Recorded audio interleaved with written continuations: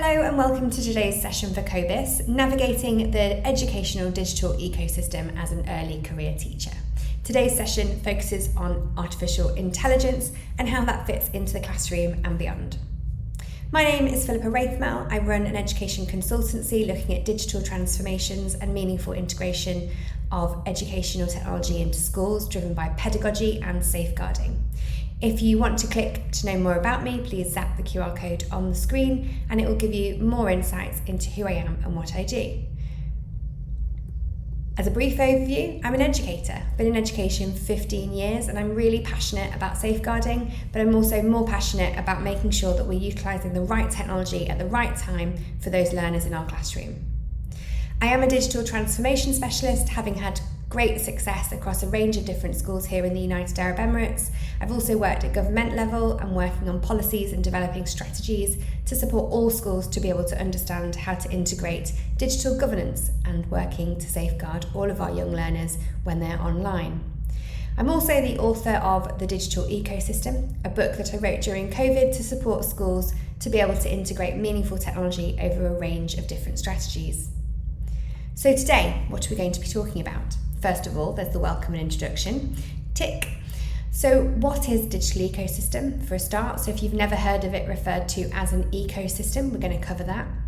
We're going to look at what should ped tech mean. So ped tech is our pedagogy and technology. And what should it mean to you as an early career teacher? Governance in schools, this is specifically digital governance. And we're going to look a little bit about how that links to artificial intelligence. And then we're going to go into our AI, or our artificial intelligence in schools, planning with it, teaching with it, and reviewing with it. And then we'll do a quick summary, and I've got a little task for you all to be able to do as well. So what is the digital ecosystem? For me, the digital ecosystem is this beautiful concept of a geodesic dome. Now, if any of you have heard of a geodesic dome before, it is the strongest structure. It is biomimicry at its best. It's where nature has been mimicked in real life. So we are forming really strong structures.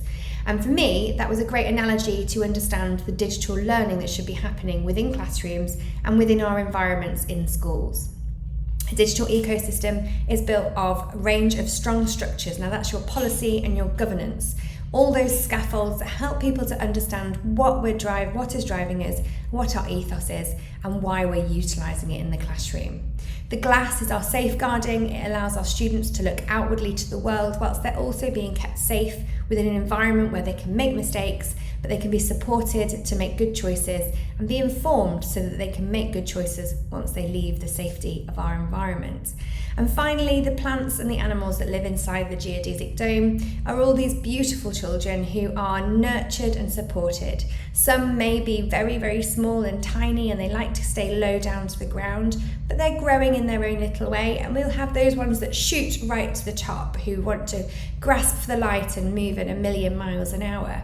And we need to make sure, just like in schools, that our technology and our education and technology and pedagogy is aligned with what we're trying to achieve and also aligned with everybody's needs, which is increasingly difficult in schools because we have so many different students. It's even more difficult in international environments where we have 70 to 80 different nationalities in one room. So we're not only dealing with students who maybe have special educational needs and disabilities, but we're also looking at ELL or EAL, depending on where you are in the world. It'll be called something slightly different. And then we're also looking at everyone in between, and we're looking at all those students who maybe absolutely adore maths but hate science, and who's arty but maybe not loving any of the subject. And actually, how can we utilise technology to really be able to balance and support all those students to have presence of their own learning, some autonomy and agency in what they're doing, and technology can really do that. For me though, the key areas are that we are safeguarding and we are thinking about what safeguarding looks like in those environments. We're aligning no matter what to our school's vision and values. Hopefully you are all lucky enough to be working in environments that you absolutely love and you've chosen that school to apply for a job there because it's somewhere that you really feel holds true to your own values and vision. And that's really key. What are the messages you're trying to give to the parents and to the students and also to the wider community about what you're doing with technology? Then it comes to data. Obviously, technology we know has thousands and thousands of data points So one, are you using things that can curate data and actually support you and help you to understand students to a deeper level? And are you being safe with that data? Are you considering the information that you need to know about your own country and your own community and how they allow people to deal with data? So there's a couple of different levels in there. And then we're looking at how is it being innovative for learning. Now, artificial intelligence is obviously incredibly, I want to say new, because we're going to look at actually how old it really is in a little while. But thinking about how can we really integrate some of these innovations for learning within our classrooms, and that ultimately allows us to be future ready. So, the digital space is no virtual second life.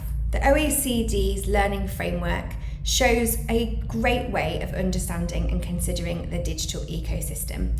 We need to remember that students are already coming into contact and integrating their lives with artificial intelligence. So what does that mean for our classrooms? We want to provide relevant learning spaces for them, no matter whether they are early years students all the way through to A-level or BTEC level students in our final years of school. We need to build in that relevance and understanding of what they are doing. So we need to consider the knowledge, we need to consider what we're doing with those digital technologies, our learning community, our pedagogy, and anything else that comes into that. So there's a brilliant learning framework that I wanted to just highlight for you from the OECD, which is very future thinking. So, what is PedTech? So PedTech is the consideration of what are we actually doing with all of this technology. Now, over the past decade, there has been a huge change and shift in the way that education and educators have looked at educational digital technology. One of the huge benefits of technology is it can help us to understand our students to a greater depth.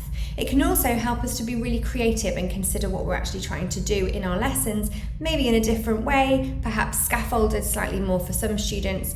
And it can also allow us to do what I would say was the thing that we should never do, which is to give students golden time. And so PedTech is really about thinking, what is the pedagogy that's driving this technology? Have I got an application here which is linked and aligned to my school's vision and values and maybe my own visions and values? Is it aligned to the pedagogy which is being driven in that school? Because you will all have come into contact with different versions of different theories around learning and different people who've written different elements around learning as well. And actually your school will generally hone into one certain specific, and that will be where it's built into professional development and learning. And it's great to look outwardly to all of those other things, but the consideration here is my technology helping to support the pedagogy that I need to be considering? Is it enhancing learning? Is it supporting learners? Is it adding value into my classroom? Because if it's not, it's possibly just technology. And actually, the pedagogy part of it is where you consider all those different aspects. And from my belief as well, what we would also be looking at is thinking about the safeguarding element. Do I know that when I put children onto this application, software, platform, whatever it happens to be, are they safe? Am I getting them to log in with a safe and digitally secure login and identification? Where is their data going? Is it safe? And am I going to get something back out of this that tells me that Rebecca in my class is doing really well, but there's a misconception here and I need to be able to identify that and possibly address it? In that concern as well, is it also being able to identify mass misconceptions across the classroom where I can then go, okay, in my next lesson, I know that I need to teach this concept in a different way because they haven't been able to allow that to sink in and it's not resonated with them. So I might be able to adapt and modify my teaching practice based on the information and the outcomes that technology has given to me. I very, very rarely support the concept of staff being able to use digital technology for things like golden time, because what it does is reinforces the idea that the device is there for distraction and that they only get it when they have finished their work. And there's always opportunities to allow, especially with digital technology, to allow to go to a greater depth and to allow a student to be able to develop skills in creativity, to be able to share their knowledge and mastery of a subject with you in a different way. So, Very important. We quite often have an IT team and our team of staff and our digital governance who are potentially looking in the wrong direction. I would very much advise all of you to become very good friends with your IT department or your digital learning lead, because it's their understanding of what you're trying to achieve in a classroom which will allow you to embed some of these innovative ways of teaching and learning into your classroom. Making sure that you have the right infrastructure in place is really key. Consider when you're going into a school, what do they have? Do they have a BYOD? Do they give devices to students? Do you actually not have very many devices at all? Is it something that's mainly teacher-led and actually students interact like Plickers, where they would put up a card in different ways and you can model, be able to look at formative assessments and summative assessments in that way? Are you going into an ICT suite to be able to allow them to engage? Are you looking at considering things more like QR codes, etc.? Or do you have the full success of this iPad or Chromebook or what have you to be able to allow students to really personalise their learning to a really deep level? But ultimately, it comes down to infrastructure and also governance. And governance is really important, that it's been set by the people who are driving pedagogy in your school, with help and support from the IT team as well. But it's important to have that because they're the people that will have been looking into the safeguarding. There will be a reason why you use a certain platform, and I would always just say be mindful of taking these different concepts and innovations to those teams and supporting their governance in your school by saying, I found this, I think it would be really great for my lesson. What do I need to do in order to be able to use it? Because remember, we're working with children, and as simple as it might seem to download an app and just to get on with it, sometimes there's a reason why certain apps, especially with pop-ups, if they're free, does it align with the curriculum? There's so many different considerations there. So I'd always say, err on the side of caution, take it to the governance team, take it to your digital lead or your IT team and just say, look, am I okay to use this? This is what I'm planning on doing with it, and this is how I think that it will help to enhance that classroom environment. So, artificial intelligence in schools. So AI has actually been around for a really long time, and it was this book, The Coming Wave, which I read over the Christmas break, and I thought, I had no idea how long it had really been in there. And The Coming Wave is brilliant because I think it really gives you a really strong understanding of general innovation over time, but it also gives you some really niche concepts in terms of how and why it's been developed. And so much of the fear around artificial intelligence for many people and many schools, especially parents, is the fact that it's going to take over and is it going to steal all of our jobs? And actually what the coming wave kind of looks at is this idea of development over time. And people never develop something in terms of innovations thinking that it will do harm. What they do is they develop an innovation with a certain concept or construct, and then it gets taken by others and then things happen. So one of the things that we need to do really strongly as educators is to make sure that students are really well taught how to understand artificial intelligence, how to consider where it sits in terms of education and in our classroom. So if we're looking at using AI with our very young learners, maybe they're in year 1, year 2 or grade 3, grade 4, whatever sort of school structure you come from, is going to be very different to what you might do with a year 11 or 12 student. So thinking about that in specifics as well, looking back again at your data and what you're sharing and information like that, and whether there is any consideration that you need to think about. But also the fact that if we start to instill value within students now, then they will start to have morals aligned to artificial intelligence and technology that maybe they wouldn't have thought about if you as a teacher hadn't been able to help to support them to understand it to a deeper level. So I love thinking about things like artificial intelligence in your classroom very simply as things like Grammarly, where it auto gives you the next part of the sentence. When you're sending a text message and it can start to write the sentence that it thinks that you're going to say and suggests words. What about when you're looking at things like like Grammarly, where we go, I want this to sound formal, I want it to sound informal and friendly. And we get that on all things like our emails and things like that now. So if you think, oh, I've not really embraced artificial intelligence, I think again, because you'll find there are so many different elements that you're utilising artificial intelligence with already. In addition to that, artificial intelligence in a range of forms are already being utilised within systems that curate data. So they're already being able to pinpoint information about student learning within those records by just putting in different algorithms and supporting it to be generative. And eventually, a lot of our systems that we see in schools will automatically do that when they're being data driven. If you work on a Microsoft infrastructure, you'll see things like Copilot coming in, and Google very similarly are building in things like Google Bard. In terms of things like presentations, you can already see that you can talk to a ChatGPT version. So actually in a lot of these different elements, they're already being developed and built in, and you don't necessarily even need to leave the remit of what your school has already provided for you.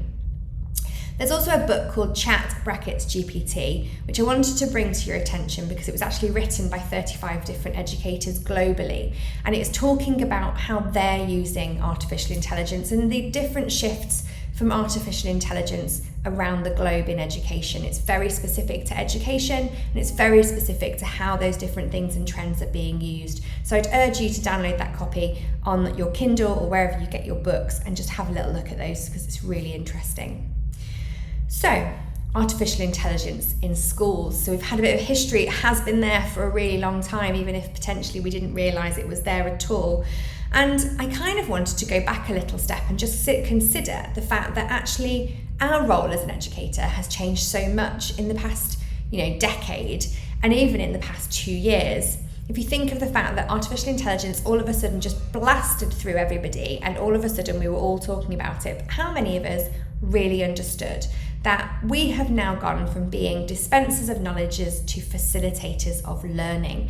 And it's our facilitation that we have to be able to share with other people and be able to get them to understand how to learn and why learning is so important. I mean, ultimately we want children to be passionate about what they understand and what they love and be able to really share that and embrace it.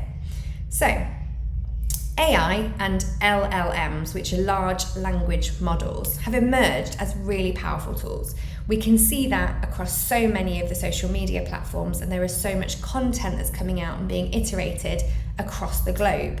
But it can really support schools to be a transformative and personalised guidance towards students in your classroom. And again, that goes from the littlest all the way through to the biggest. And for me, it means that you can sit in front of a class of potentially 35. I think in some classes in the UK I had 38, where I would actually be able to think, I really know you, because we can get it to start to consider about really looking at these big chunks of writing, big chunks of work to be able to help us to break down and understand our students better.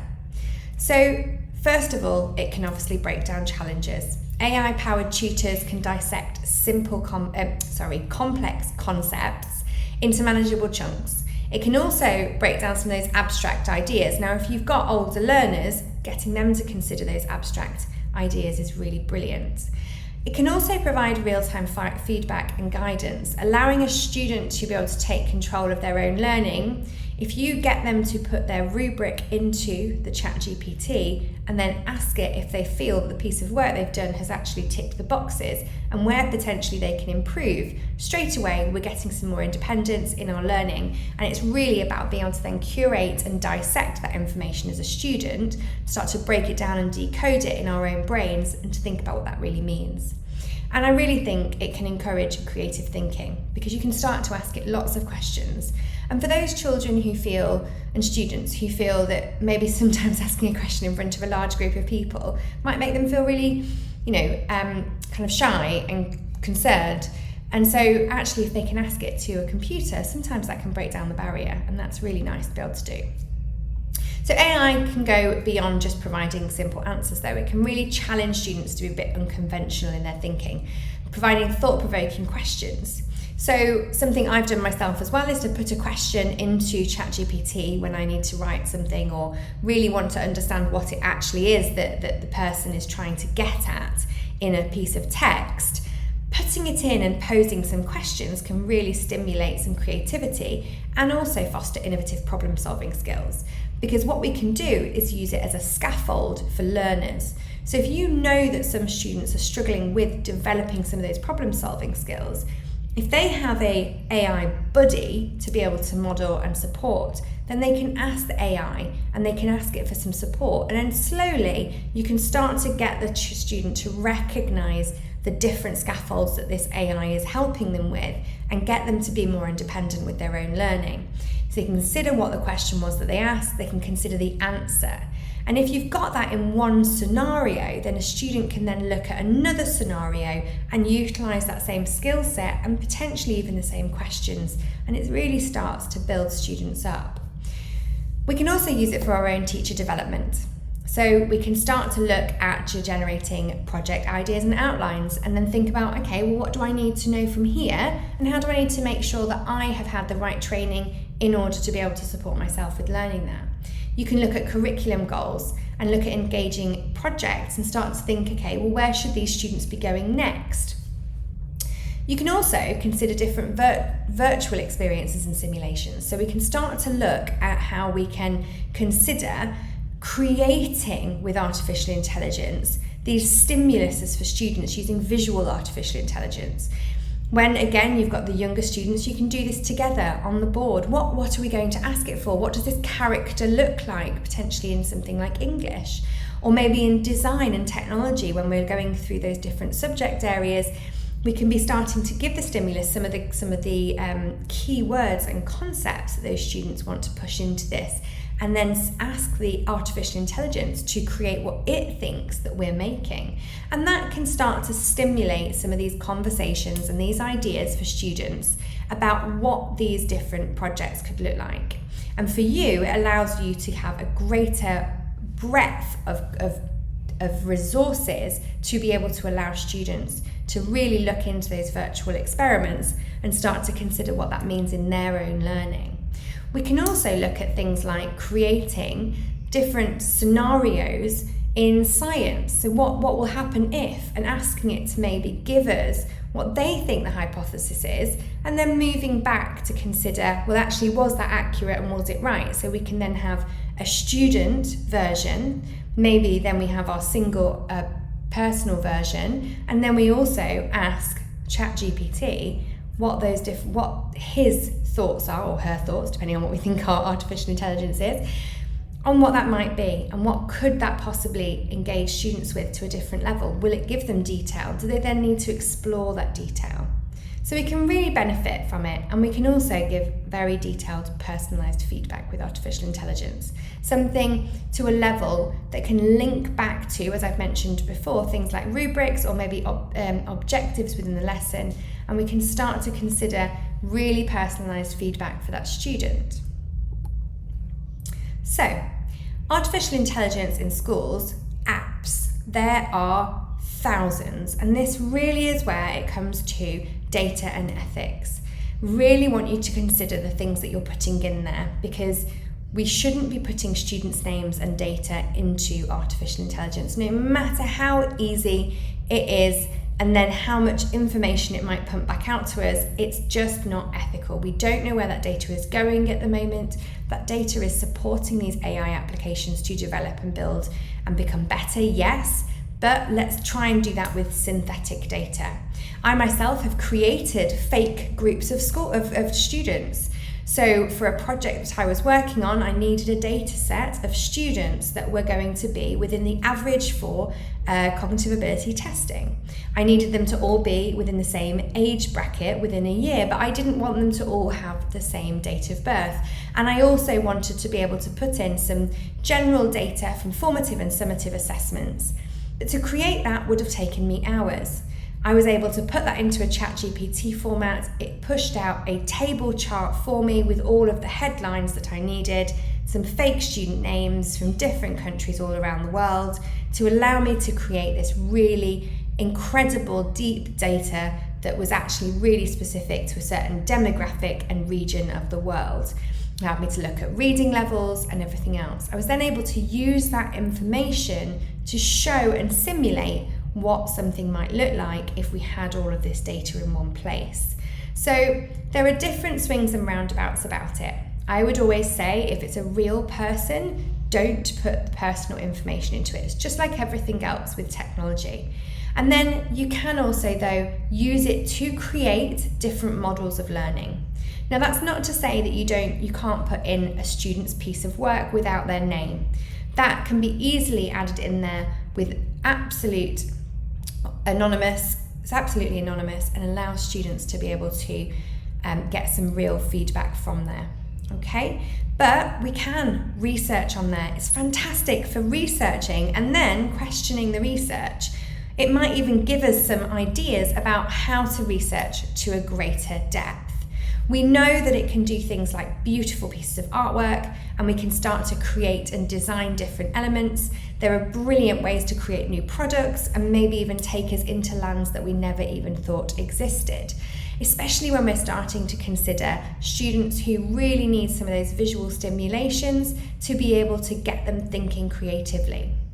We can create videos on there. Again, amazing opportunity to teach students about information that is accurate or inaccurate. We're seeing it all over the news. We can now see that chatbots and AI are creating videos of real people and simulating what they might say in order to be able to disinform people. And it's really important that we're starting to teach students about this.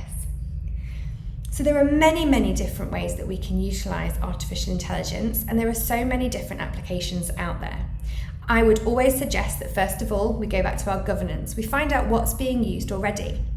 If you already use a big platform like Microsoft or Google within your school, it's likely that you have access to something directly already. Always give it a go first. And finally, if it's something to do with planning, anything to do with your feedback on your own lessons, then consider using something quite simple like Google Bard or ChatGPT.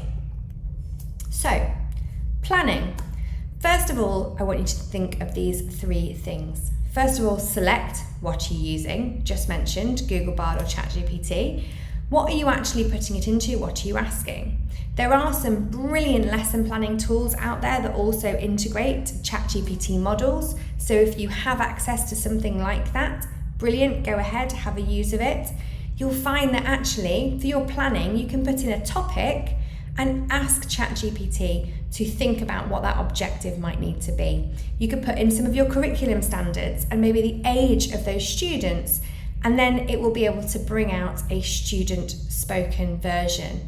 Now, always read it, always check, make sure that you're using the correct language model. I know that most of these will pump things out in English, but the Americanisms, so for instance, whenever I'm asking it a question, I will always put, please write in UK English, so that I make sure that I don't have any of those Americanisms and I don't have to go back through later to be able to change the spellings. Put in a learning task or a concept. It might be that somebody said to you, I want you to teach about ecosystems, and you go, oh my goodness, I've never done that before. I know that happened to me quite a few times when I was in PGCE, where my specialism was food and textiles, but I would have to teach something like woodwork or metals or engineering. And so something like this would have been incredibly handy for me to be able to go, okay, can I have some real world scenarios around this? Can I consider some of these extensions? What might my questions be? What might a high order question be for these students, so that you can really start to consider the scale of what you're asking students to do.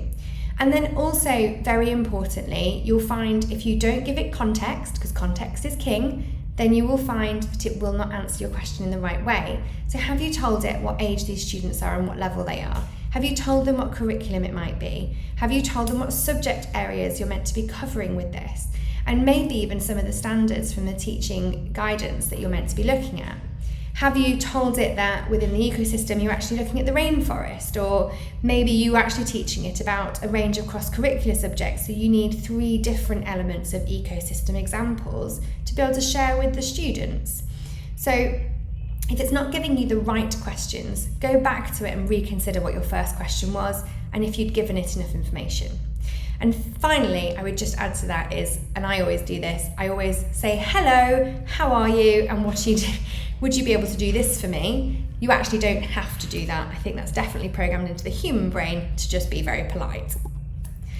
So, teaching. First of all, what are students able to do?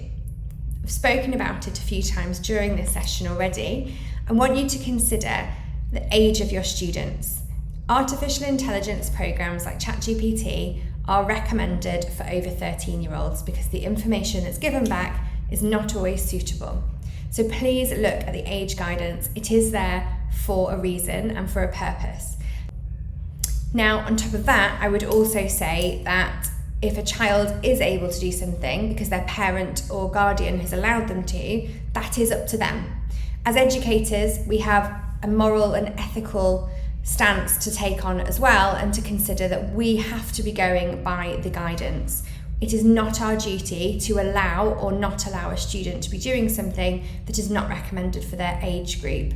And if they want to be able to be doing that outside of school, obviously supported by their parents, then that's something that they have to be taking on as their own, and it's not necessarily something that we have control over. But if we can support them and teach them how to understand to be safe, then we're doing as much as we possibly can. But in classrooms, let's just think about that higher standard, higher moral high ground. We should just always be using something that is safe.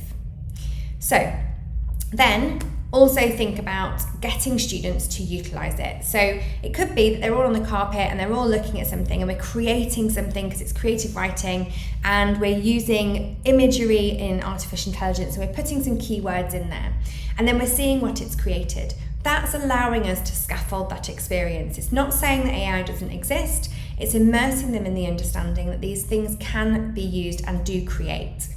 At another level, it may well be that they've created their own characters and they are allowed to use the artificial intelligence ChatGPT model to be able to create those, and what do they look like. Now, this could become a stimulus for that specific student to then create their own designs from that. Or they could even be creating a character representation of a whole range of people for their story. And it can allow them to then use even further and deeper language levels to be able to describe those characters within their creative writing.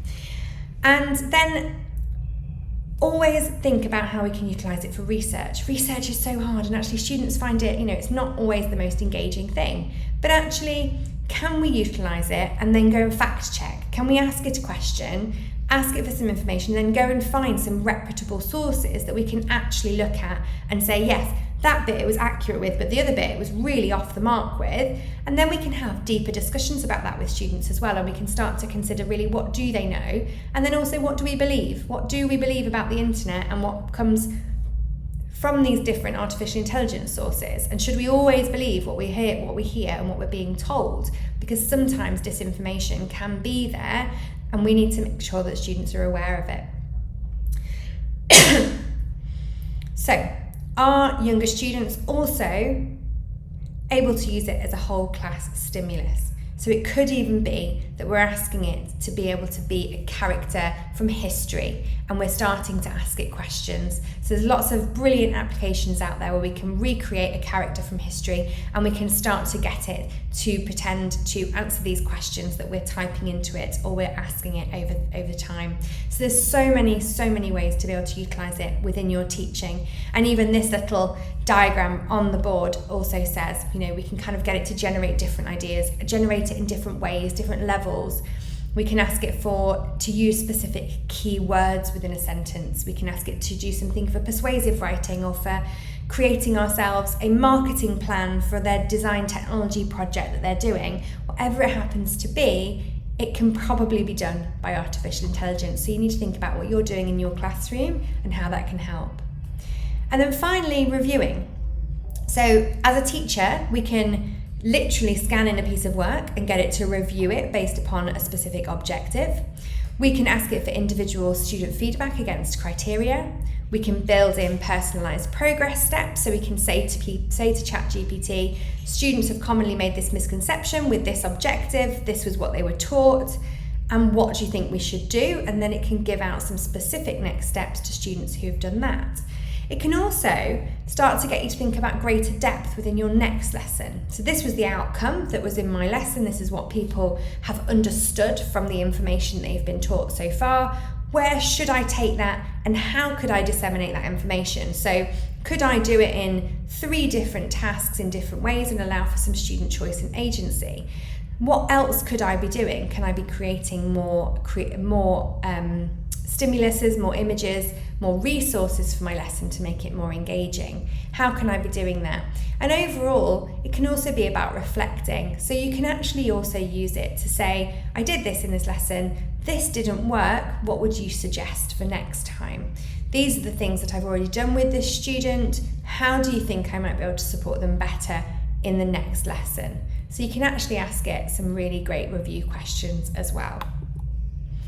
And then remember, technology is not always going to work for you. It's about testing, so testing it in the lesson. Is it working? Do I need to adapt it? Do I need to modify it? And then reviewing. I always believe that with technology in our classrooms, we need to constantly be iterating and thinking about whether it's working for us. Is it taking students to a greater depth? Is it asking students deeper learning work? And can we utilise it in a better way? So consider things like the walkthroughs from Tom Sherrington and think about how, are we able to use it in a coaching format? Are we able to allow students to have some independent thinking? Am I using it as a teacher to be able to help and scaffold my understanding of learning? Is it allowing me to think about different and more creative ways to put different tasks and topics off? And also, one of my favourite things from this book is bouncing questions. So always supporting students at their different paces, but actually being able to have active discussions in classrooms, getting some of those higher order thinking questions and some of those real critical analysis questions into your lesson. Maybe at the beginning, it's asking ChatGPT what those questions might be. If you've got them written down on your lesson plan, it's really great just to be able to have a quick look and be like, oh yeah, I was going to ask that question and I think I'm going to ask it to this student and see what they can say from there. So finally, just as a quick review, safeguarding vision and values, making sure we're securing our data. Innovation for learning is what technology should be about, but it really is driven by pedagogy and technology being entwined in one to make sure it's suitable. Best friends with your IT guy or your digital governance and ensuring that you're not doing things that are not acceptable in your school. And overall, having the confidence to build and develop digital pedagogy. Make sure as well that your digital wellbeing is always being considered. I think this infographic from JISC is really, really helpful in terms of considering your capacity. Don't try and do everything at once.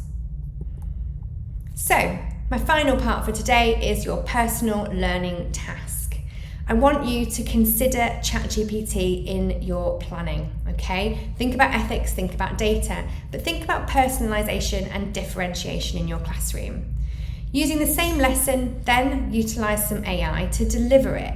How are you going to use AI and what are the meaningful enhancing learning opportunities that you have there? Finally, use it to review the lesson. Was it successful? Did it reduce time whilst being effective? Was it able to help you to understand and identify any whole class misconceptions? And can you create the next steps for the next lesson, utilising it based on the lesson that you delivered? To be able to see all of these, because I'd love to be able to, would be utilising the hashtags on X, formerly Twitter, or LinkedIn, and putting AI, ECT, and Cobis and hashtag the digital ecosystem. So share and reflect what you did, how you did it, and how successful or, and it's absolutely fine, how unsuccessful. Because what's brilliant about social media, especially X and LinkedIn, is the fact there are so many educators out there who just want to be able to help and support people. And I definitely believe that the educational technology cohort of educators out there are one of the most supportive groups of people. So please reach out if you feel that you have any questions. Otherwise, let's build a digital ecosystem for our schools that nurtures and protects the growth of generations to come. Thank you for listening, and I really hope it was very useful.